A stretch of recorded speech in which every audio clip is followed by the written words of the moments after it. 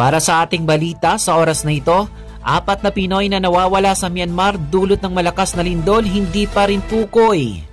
Nananatiling hindi pa tukoy ang pinaroroonan ng 4 na Pilipino sa Myanmar matapos ang malakas na 7.7 magnitude na lindol noong Biyernes, Marso 28 ayon sa opisyal ng Department of Foreign Affairs.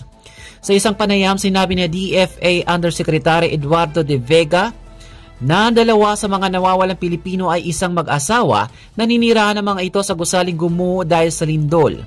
Kinumpirma rin ng ahensya na ang lahat ng mga nawawalang Pilipino ay mga paong profesional, kabilang ang mga guro at mga empleyado sa opisina.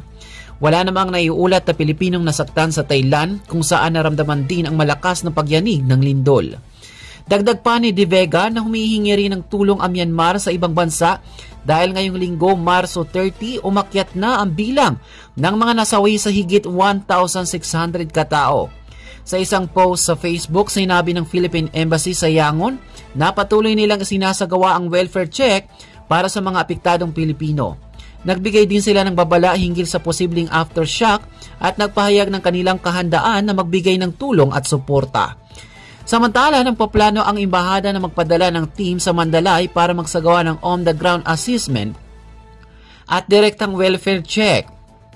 Magbibigay rin ang mga ito ng mga ayuda tulad ng mga pangunahing pangangailangan at posibleng ruta ng evacuation o repatriation.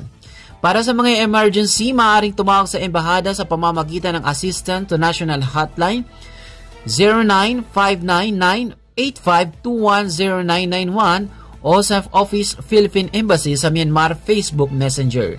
At yan ang ating update balita. Ito po ang inyong lingkod, si Loy Imam, nag-uulat.